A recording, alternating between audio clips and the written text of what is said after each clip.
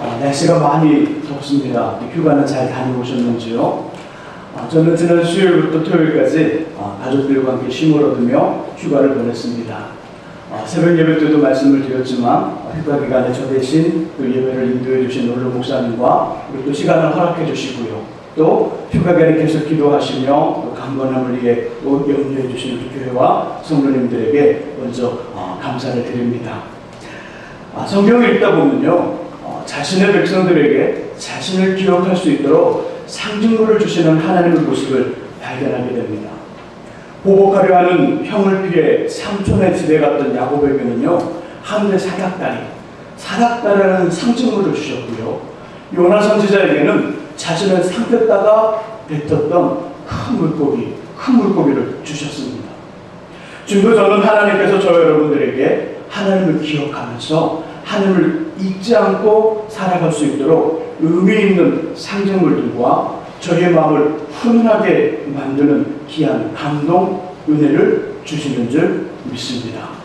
이 믿음으로요, 앞뒤 옆에 계신 분들과 함께 가장 밝은 웃음으로 참 잘하셨습니다, 큰 은혜 받으시기 바랍니다 라고 인사하겠습니다. 참 잘하셨습니다, 큰 은혜 받으시기 바랍니다. 참 잘하셨습니다, 큰 은혜 받으시기 바랍니다. 자, 이제 서로 보시고요, 이쪽은 저쪽을, 저쪽은 이쪽을, 또 가장 밝은 웃음 손 들면서 참 잘하셨습니다, 큰 은혜 받으시기 바랍니다 라고 인사하겠습니다. 참 잘하셨습니다, 큰 은혜 받으시기 바랍니다. 참 잘하셨습니다, 큰 은혜 받으시기 바랍니다. 혹시 이야기를 아시는지 모르겠습니다. 어느 교회에 목사님을 잘 섬기시는 할머니 집사님 한 분 계셨습니다. 이 집사님은요, 찬 것을 드시면 감기에 걸린다고 목사님에게 한여름에도 콜라를 끓여서 갖다 드리곤 했습니다. 근데 이상하게 할머니는 성경을 읽으시면요, 마태복음 1장, 누가복음 3장, 그리고 본문과 같이 사람들의 이름이 나오는 족구만을 매일매일 읽으시는 겁니다. 목사님 이것이 너무너무 궁금해서 할머니, 집사님 왜 사람 이름만 나오는 족구 이야기만 읽고 계세요? 라고 물었습니다. 그러자 할머니는 분명하게 대답을 합니다. 무엇이라 대답했을까요? 할머니 집사님 이렇게 말씀합니다. 아이고 목사님, 곧 하나님 앞에 갈 텐데 성경은 다 읽어서 무엇합니까? 이 사람들이 다 천국에 있을 텐데 이름은 외워가야 만나면 아는 척하지요. 이 시간은요, 사람들의 이름만이 기록되어 있는 계보, 족보를 통하여, 특히 베레스의 계보를 통하여 하나님의 음성을 듣고 보며 깨달아 주님의 만져주심과 회복하심, 그리고 새 힘을 공급하여 주시는 은혜의 인생, 은혜로 살아가는 삶, 그렇게 해서 우리가 설교 시리즈 중에 우리의 삶 속에 있는 하나님의 은혜 설교 시리즈 4번째 이야기, 실제적인 은혜의 삶과 관련된 말씀을 나누기 원합니다. 먼저 베레스의 계보, 오늘 본문의 이야기가 베레스의 계보인데요, 베레스의 계보는 이렇게 말씀합니다. 베레스의 계보는 우리에게 하나님이 누구인지를 말씀하여 주십니다. 우리 본문 10절과 11절, 12절인데요. 10절은요, 보아스라는 사람이 말론의 아내였던 룻을 자신의 아내로 삼아 죽은 자의 기업을 이어줄 것이니 이 일에 당신들이, 여기에 모인 여러분들이 증인이 되어달라고 부탁합니다. 그리고 11절과 12절은 그 말을 들은 사람들이 보아스와 룻을 축복해주는 이야기가 나옵니다. 우리 11절과 12절을 같이 읽겠습니다. 읽으시면서 사람들이 보아스와 룻을 어떻게 축복했는지 그 내용을 한번 주위에서 찾아보시기 바랍니다. 우리 같이 한번 11절과 12절을 읽습니다. 성문에 있는 모든 백성과 장로들이 이르되 우리가 증인이 되나니 여호와께서 내 집에 들어가는 여인으로 이스라엘 집을 세운 라헬과 레와 두 사람과 같게 하시고 내가 에브라에서 유력하고 베들레헴에서 유명하게 하시기를 원하며 여호와께서 이 젊은 여자로 말미암아 내게 상속자를 주사 내 집이 다말이 유다에게 낳아준 베레스의 집과 같게 하시기를 원하노라 하니라. 아멘. 그 자리에 모였던 사람들은요, 보아스와 룻을 축복합니다. 그리고 어떻게 축복했을까요? 크게 두 가지로 축복합니다. 하나는 이스라엘 야곱이라는 사람이 라헬과 레아라는 여인을 통하여 큰 부자가 되고 유명한 사람이 된 것처럼 룻을 통하여, 지금 보아스가 룻과 결혼하고 있으니까요, 룻을 통하여 보아스가 야곱처럼 이스라엘처럼 되기를 축복합니다. 이게 첫 번째 축복이었습니다. 모인 증인들이 그렇게 축복합니다. 두 번째 축복은 이것이죠. 보아스와 룻사에서 태어나는 자녀가 베레스의 집처럼 되기를 축복합니다. 갑작스런 이름이 등장하죠. 베레스라는 이름이 등장합니다. 이것으로 보아 이 성경에 쓰였던 그 당시 사람들에게는요, 라헬과 레아와 같은 여인과 결혼을 한 남자는 축복을 받은 사람입니다. 라헬과 레아와 같은 여인과 결혼한 사람은 축복을 받은 남자라는 것이지요. 또한 베레스와 같은 아이를 출산한 부부는 하늘의 복을 받은 가정이라고 인정되었다는 것을 알 수 있습니다. 아들이 이렇게 말합니다. 아들아, 너는 나중에 커서 결혼할 때 레아와 라헬과 같은 여인과 결혼해야 된다. 또 두 부부 결혼하는 남녀가 있으면 말을 하는 거죠. 아이들아, 또 나의 딸과 나의 사랑하는 또 사이야. 너희가 나중에 결혼해서 아이를 낳게 된다면 베레스와 같은 아이를 낳아라. 이것이 축복이라는 것이죠. 왜냐하면 18절에 이렇게 말씀합니다. 18절에 보면 베레스의 계보가 나오기 때문입니다. 본문의 제목이 뭐라고요? 룻기잖아요. 룻기니까 룻의 남편인 보아스의 계보나 보아스와 룻에게서 태어난 오벳의 계보가 나와야 되는데요, 그렇지 않고 베레스의 계보가 나옵니다. 갑자기 18절 이렇게 말씀합니다. 베레스의 계보는 이러하니라. 보아스의 계보는 이러하니라. 오벳의 계보는 이러하니라. 이래야 된다는 거죠, 성경의 말씀이. 그런데 갑작스럽게 엉뚱한 베레스가 불쑥 튀어올라옵니다. 베레스의 계보가 이러하니라. 그럼 베레스는 누구일까요? 하늘에게 복을 받은 자녀로 인식되어졌던 베레스는 어떤 사람일까요? 15절의 말씀 속에 보면 이렇게 말씀하죠. 다말이 유다에게 낳아준 아이라. 이 베레스가 어떤 인물인지 조금 힌트를 주는데, 베레스 이야기는요, 창세기 38장에 아주 자세하게 나옵니다. 그의 아버지는 유다였고요, 그의 어머니는 다말이었습니다. 베레스가 태어나기 전 유다에게는요, 오남, 셀라라는 세 아들이 있었고요, 첫째 아들인 엘의 부인이 다말입니다. 엘은 하나님 앞에 악한 사람이었기에 자녀가 없이 죽었고, 성경 말씀대로 이스라엘 풍습대로 동생인 오남이 형의 후사를 이어주고자 형수와 장을 자지만, 오남도 하나님 앞에 악한 마음을 가지고 있었기에 죽임을 당합니다. 이 일을 목격하고 있는 아버지인 유다는 막내 아들인 셀라도 동일한 죽음을 맞이할까봐 자신의 며느리 다말을 집으로, 친정으로 보냅니다. 얼마의 시간이 지난 후 유다의 아내가 죽고요, 그 슬픈 마음을 달래고자 유다는 친구와 딥나라는 곳으로 갔고요, 그곳에서 몸을 파는 여인을 만납니다. 그때 마침 유다는 돈을 가지고 있지 않아서 자신의 지팡이와 도장과 끈을 주고 그 여인과 동침을 합니다. 그 여인의 친구에게 염소새끼를 주면서 자신의 지팡이, 도장, 끈을 찾아달라고 부탁하지만 그 여인은 그곳에 없었지요. 약 3개월 정도 지났을까요? 홀로 있는 며느리가 아이를 가졌다는 소리가 들려옵니다. 당시에 또 며느리가 아이를 가졌습니다.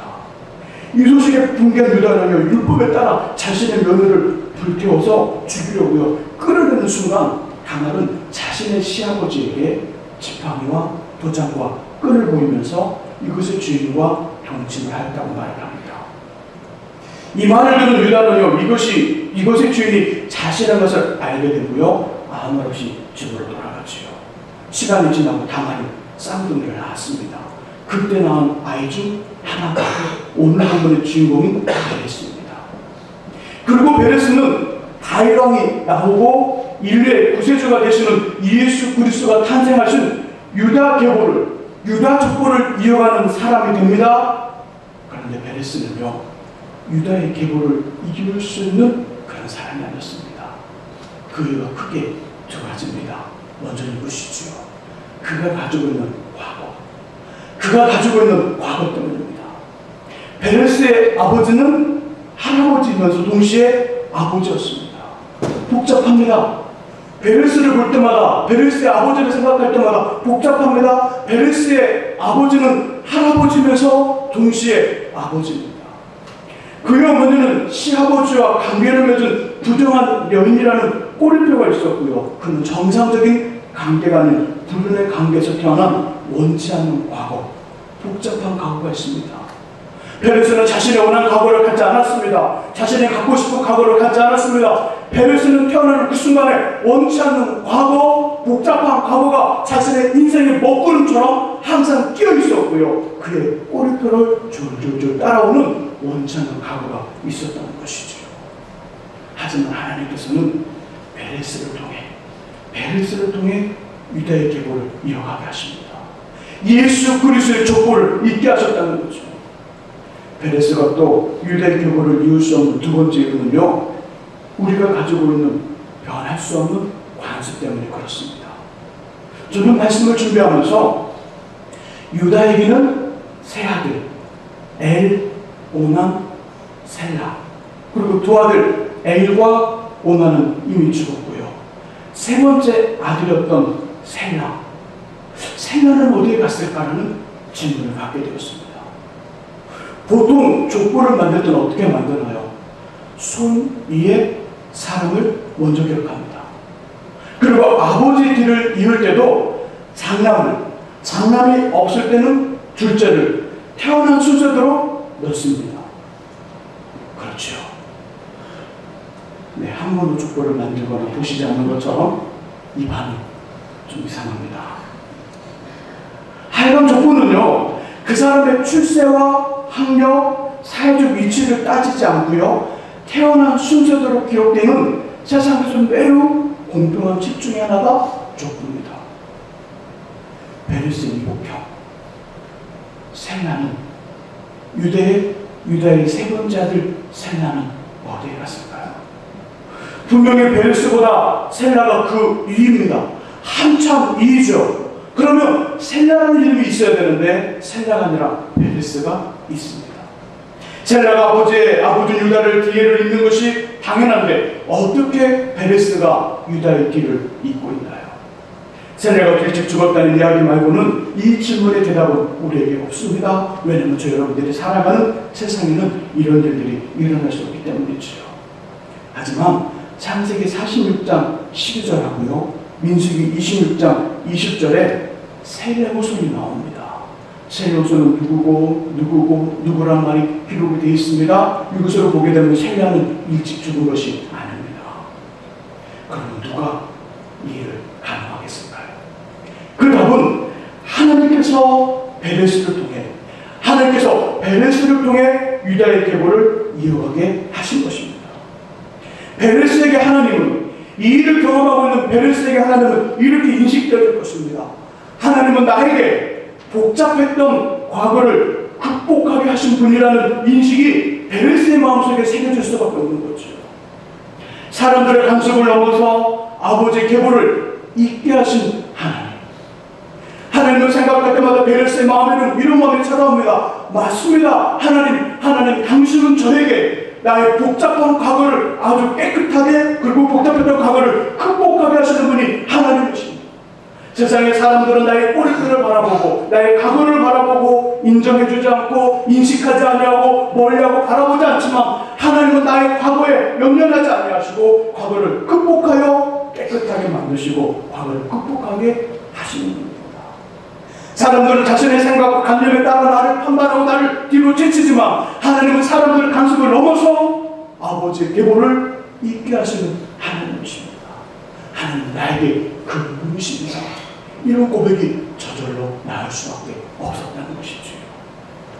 곧 하나님은 신약 선서에서 마태복음 3장 9절에서 하나님이 능히 이 돌들로도 아브라함의 자손이 되게 하시리라 고백한 것처럼 하나님은 죽어있는 돌들로도 살아있는 아브라함의 자손이 되게 하시는 분입니다. 생명이 없는 돌입니다. 생명이 없는 돌인데도 하나님은 분명히 그 돌을 가지고도요 생명 있는 아브라함의 자손, 믿음의 자손을 만들 수 있는 분이라고 마태가 고백했던 것처럼 하나님은 이런 하나님으로 지금 베레스의 계보를 통하여 우리에게 비춰지고 있다는 것이지요. 이 하나님이 저와 여러분들과 함께 하신다면 이런 일이 일어날 것입니다. 돌처럼 굳어있었던 저희들의 심령, 돌처럼 굳어있었던 저희들의 마음, 돌처럼 굳어있었던 저희들의 감정에 하나님이 함께 하신다면, 그 생명이 없는 그것에 생명을 주신 하나님이 우리와 함께 하신다면 우리의 심령 속에 하늘을 향한 마음이 다시금 일어나기 시작합니다. 굳어있던 돌이 말랑말랑해집니다. 부드러워집니다. 은혜를 경험합니다. 하나님을 바라보기 시작합니다. 돌처럼 저희들을 굳었던 심령과 마음과 감정이 이제는 눈 녹듯이 녹으면서 함께 울고 함께 기뻐하고 함께 기쁨을 나누는, 함께 즐거움을 나누는 살아있는 생명을 가진 사람으로 변화되기 시작합니다. 돌처럼 죽어있던 우리의 가정과 삶의 현장이 다시금 살아납니다. 죽어있는 돌처럼 희망과 소망이 없었던 우리의 자녀들에게도요, 소망과 희망이 생기고요, 돌처럼 굳어버렸던 나의 아내와 남편의 관계에서도 화해와 기쁨의 샘이 터진다는 것입니다. 돌들로 아브라함의 자손이 되게 하시는 하나님과 함께 나에게 불가능하게만 보였던 일들을 이루시고요, 한 번도 꿈꿔보지 못했던 일들을 경험하며 살아가시기를 주님의 이름으로 축복합니다. 두 번째로 베레스의 계보는요, 이 말씀을 합니다. 두 번째 베레스의 계보는 진정한 인생 승리의 방법을 말씀해 줍니다. 첫 번째, 하나님은 어떤 분이라고요? 돌들로 생명 있게 하시는, 나의 복잡했던 일들을 해결하시는 하나님, 내가 할 수 없는 일들을 하게 하시는 하나님, 상상할 수 없었던 일들을 이루어 그것이 현실이 되게 하시는 하나님, 이분이 바로 베레스의 계보에 나오는 하나님이라면, 두 번째는요, 인생 승리의 방법이 무엇인지를 말씀합니다. 될 수 없는 것을 되게 하신 하나님을 경험한 베레스를 묵상하다가 베레스 인생이 마치 요한계시록에 나오는 빌라델비아 교회의 승리와 동일하다는 마음을 갖게 되었습니다. 우리 요한계시록 3장을 찾아보겠습니다. 요한계시록 3장입니다. 신약성경 제일 마지막에 요한계시록이 있습니다.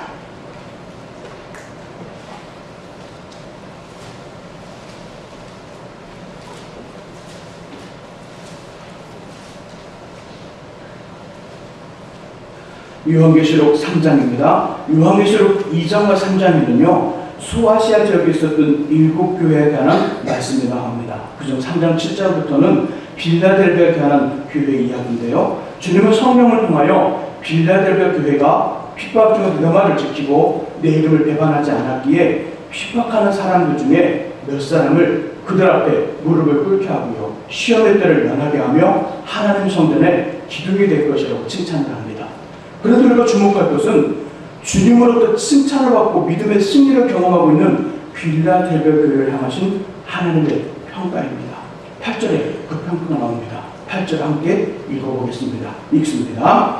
볼지어다 내가 내 앞에 열린 문을 두었으되 능히 닫을 사람이 없으리라. 내가 내 행위를 아노니 내가 작은 능력을 가지고서도 내 말을 지키며 내 이름을 배반하지 아니하였도다. 아멘.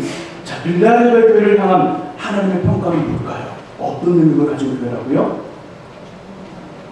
작은 능력을 가진 교회다. 빌라델비아 교회를 생각할 때마다 하나님은 말씀합니다. 너희는 매우 큰 능력, 매우 큰 힘을 가진 교회가 아니라 매우 작은 능력을 가진 교회라는 것이죠.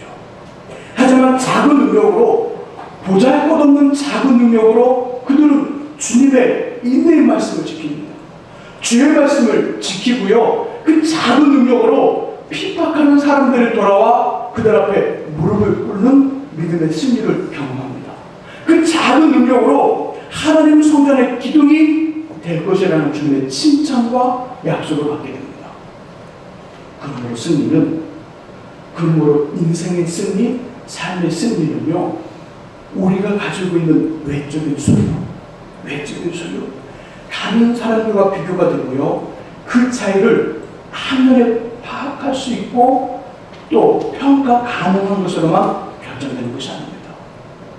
요한계시록 3장 7절 이하의 말씀에 나오는 빌라델비아 교회의 모습을 보면서 베레스 인생을 살펴보면서 인생의 승리는요, 우리 눈에 보이는 외적인 능력, 평가 가능한 그것으로만 우리 인생이 다 결정된다는 것이 아닙니다. 인생의 손을 들어주시는 하나님. 인생의 승리, 삶의 승리는요, 누구에 달려있냐면 외적인 평가가 가능한 그것에 달려있는 것이 아니라 인생의 손을 들어주시는 하나님께 있다는 것입니다. 인생의 손을 들어주시는 하나님, 누구의 손을 붙잡든지 하나님이 그 손을 들어주시면 그 인생이 승리한다는 것입니다. 그 인생을 붙잡아 내고 들어주시는 그 순간에 그 사람이 승리하는 것이지, 외적으로 평가 가능한 것을 많이 가지고 있다고 해서 그 사람이 진정한 인생의 꼬른지점에서 승리자가 되는 것이 아니라는 것입니다. 빌라델비아 교회는요, 작은 능력을 가지고도요, 주님의 칭찬을 받았습니다. 주의 말씀을 지켰습니다. 믿음의 신뢰를 가졌습니다. 하늘 성전의 기둥이 될 것이라는 하늘 성전의 기둥이 되고 칭찬을 받았습니다. 작은 능력으로요. 출애굽한 이스라엘 백성들과 함께 가나안 땅을 정복했던 여호수아는요, 여호수아 10장 42절에서 이 사실을 이렇게 고백합니다. 이스라엘의 하나님 여호와께서 이스라엘을 위하여 싸우셨으므로 여호사가 이 모든 왕들과 그들의 땅을 단번에 빼앗습니다. 이스라엘 하나님 여호와께서 이스라엘을 위하여 싸우셨으므로 이 모든 왕들과 가나안 땅에 있는 많은 왕들과 그들의 땅을 단번에 한 번에 빼앗았습니다. 왜요? 하나님이 그를 위해 싸워주시니까. 그렇습니다. 하나님께서 우리를 위하여 싸워주시면, 하나님께서 우리의 편이 되어주시면 어떠한 상황과 환경에서도 승리하는 인생이 됩니다. 하나님 우리 편이 되어주시고 우리 손을 붙드시고 우리 인생을 붙드시고 우리 손을 들어주시면, 우리 편이 되어주셔서 우리 인생을 넓혀주시면 어떤 환경에서도 그 인생이 승리하고 그 인생이 잘 되어지며 그 인생이 멋진 삶이 될 뿐더러 그 인생이 기가 막힌 삶이 될 것이라고 성경은 누누이 곳곳에서 오늘 베레스의 계보를 통하여 우리에게 말씀하고 있다는 것입니다. 이 말씀은요, 승리를 위해 우리가 해야 되는 일들을 하지 않거나 준비하지 않아도 된다는 것이 아니라, 동일한 준비한 상황에서도 하나님께서 편이 되어주시는 사람, 약간은 부족해도 하나님께서 손을 들어주시는 인생, 그 사람이, 그 인생이 승리한다는 것입니다. 그러기에 우리가 해야 되는 것들, 준비해야 할 것들에 대해서는 최선을 다하고 누구보다 더 많은 땀과 눈물을 흘려야 되지만, 인생의 승리가 나의 땀과 눈물, 준비에 있는 것이 아니라 하나님께 있음을 인정해야 됩니다. 인생의 승리는 하나님 손에서 나옵니다. 우리의 땀과 우리의 수고, 눈물 반드시 있어야 됩니다. 하지만 우리 인생의 땀과 눈물, 수고가 우리 인생을 성공으로 승리로 만드는 것이 아니라 그 위에 하나님의 손을 붙들어 주시는 그 순간에, 하나님의 손을 붙잡아 주시는 그 순간에 인생의 승리가 있다는 것이지요. 마치 베레스가 아버지의 계보를 이룰 수 있는 상황과 환경은 전혀 아니었지만 하나님께서 그를 선택하시고 그에게 유다의 뒤를 잇게 하신 것처럼 말입니다. 사랑하는 성도 여러분, 인생을 승리하기는 우리의 과거가 너무나 복잡하고 어두우며 부끄럽지는 않으십니까? 인생을 승리하기는 지금 우리가 너무 초라하고 작으며 우리의 뒤를 봐주는 배경이나 힘있는 비빌 언덕이 전혀 없으십니까? 하지만 걱정하지 마십시오. 하나님께서 우리의 편이 되어주시며 하나님께서 우리의 손을 들어주시면 약한 자가 강한 자를 이기고요, 어리석은 사람이 지혜로운 사람을 부끄럽게 하고요, 없는 자가 부유한 자를 피하는 승리를 경험하게 될 것입니다. 할 수 없는 것들을 하게 하시는 하나님께서 저와 여러분들의 편이 되어주시면 주들의 손을 꼭 들어주시기를 간절히 바랍니다. 세 번째로 베레스의 계보는요, 우리의 삶이 하나님 앞에 머물러 있기를 요구합니다. 우리 인생이 하나님 앞에 머물러 있으려고요. 자신의 가가가 좋지 못하고요 소원이의 형이 있기에 아버지의 계보를 이을 수 없었던 베레스. 하지만 하나님 은혜로 아버지의 계보를 이어받고 예수 그리스도의 족보에 들어가는 영광을 경험한 베레스는 어떤 삶을 살았을까요? 어떤 삶을? 상상이 잘 되지 않으시나요? 이런 상황입니다. 우리가 오랫동안 간절히 기도하던 것이 응답되었습니다. 정말 눈물 뿌리고 작정기도 금식하며 새벽마다 밤마다 가슴 졸이며 간절히 기도했던 것이 응답을 받았습니다. 하나님의 은혜로 어려운 문제가 해결이 되었습니다. 그러나 주님을 향한 우리의 마음이 어떠할까를 기억해 보시면 베레스의 삶이 어떠했을까를 알 수 있을 것입니다. 저는 한 번에 깊은 시련을 겪고요 1년 반을 넘도록 기도한 후에 지금의 아내를 만나 가정을 만들게 되었습니다.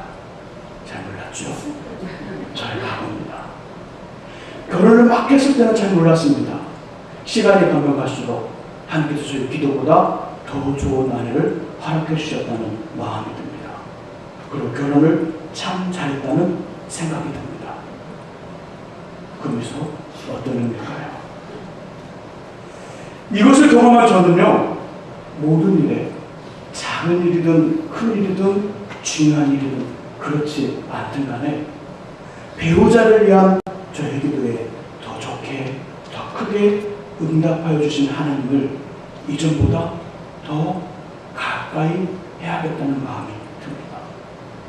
이 일을 경험한 저는요 이 사실을 경험한 저는요 1년 반을 넘도록 가슴 아파하며 힘들어하고 기도하면서 하나님 앞에 간구하다가 응답을 경험한 저는 어떤 일이 생길 때마다 맞아 이 일도 그렇게 하신 하나님이 이 지금의 이 문제도 하나님 앞에 머물고 기도한다면 그렇게 해결하실 거예요. 제가 기도한 것보다 제가 생각한 것보다 더 좋게 더 크게 응답하실 거야. 이 믿음이 제 속에서 올라온다는 것이지요. 그리고 한 번 더 기도하게 되고 한 번 더 하나님 앞에 머물게 되고 한 번 더 주님과 함께 고민해 본다는 것이죠. 이처럼 하나님의 은혜를 경험하면 경험할수록 하나님의 은혜를 목격하면 목격할수록 저와 여러분들의 마음은 하나님을 찾고 찾으며 하나님을 가까이하고 가까이하며 하나님만을 더 의지하게 됩니다. 그런데 중요한 것은요 하나님은 자신을 의지하며 자신을 찾는 사람들을 만나주시라는 것입니다. 하나님 우리 은혜를 주셔서 은혜를 경험해서 더 많은 은혜를 사모하게 되고 하나님을 만나고 하나님의 만남을 더 사모하게 되었는데 하나님의 은혜를 주신 하나님을 움직여서 그런 마음을 갖게 되고 그런 마음을 갖게 나왔는데 하나님은 그런 사람을 만나주신다는 거예요. 그래서 하나님의 은혜를 경험해본 사람이 더 큰 은혜를 받게 되고요. 하나님의 승리를 체험해본 사람이 더 큰 승리를 갖게 되는 것입니다. 나를 사랑하는 자들이 나의 사랑을 입으며 나를 간절히 찾는 자가 나를 만날 것이라. 잠언 8장 17절입니다. 여호와를 의지하는 자는 시온산이 흔들리지 아니하고 영원히 있음같도다. 산들이 예루살렘을 들은 것 같이 여호와께서 그의 백성을 지금부터 영원까지 두르시리로다. 시편 115편 1절과 2절에서 자신을 의지하는 사람들을 지켜주시겠다고 약속하십니다. 전쟁과 평화, 안나, 까네리나, 바보 인간 등 유명한 작품을 기록한 톨스토이는요 부유한 귀족 출신에다가 작가로서도 크게 성공하여 부러울 것이 없는 진짜 부러울 것인 인생을 살았습니다. 하지만 그에게는요 참 만족이 없었습니다. 많은 부를 가졌습니다. 권력을 가졌습니다. 인기 있습니다. 유명합니다. 그런데도 자신 안에는 만족이 없었고요. 죄에 대한 공포로 늘 불안한 생활을 했습니다. 그러던 어느 날 한적한 시골길을 걸어가다가 너무나 평안하게 보이는 시골 농부를 만납니다. 농사일을 하고 이마에는 땀방 흘리고 얼굴은 검게 그을렸습니다. 근데 그의 얼굴에는 미소가 있습니다. 그의 이마에는 땀이 흐르지만 그의 입에는 미소가 있습니다. 돌수 농부에 다가가 묻습니다. 당신의 그 평화로운 비결이 무엇입니까? 누구는 웃으며 말을 하죠. 저는 항상 하나님 말을 의지하고 삽니다. 항상 주님 말을 기억하며 살아갑니다. 항상 이해를 할 때도 땅을 파고 또 씨를 뿌릴 때도 비를 기다릴 때도 잡초를 넣을 때도 또 추수할 때도 하나님을 기억하며 하나님과 대화하듯 하나님과 함께 살아가며 하나님을 의지합니다. 그래서 제 마음은 늘 기쁩니다. 라는 말을 합니다. 그 말을 들은 토스토이는요, 그때부터 진지하게 하나님을 찾습니다. 하나님을 찾고 하나님을 의지하기 시작했고요. 결국 하나님을 만나 과거의 불안과 두려움에서 벗어날 수 있다고 고백하고 있습니다. 소원하기는 하나님을 의지하는 사람은 아무것도 두려워하지 않지만 하나님을 의지하지 않는 사람은 다른 모든 것을 두려워하게 된다는 것을 꼭 기억하시기를 바랍니다. 다른 사람들이 받지 못한 하나님의 은혜와 승리를 경험한 사람은 주님을 의지할 수밖에 없고요. 주님을 의지하면 의지할수록 하나님의 더 큰 은혜와 더 큰 승리, 더 큰 능력을 경험하게 됩니다.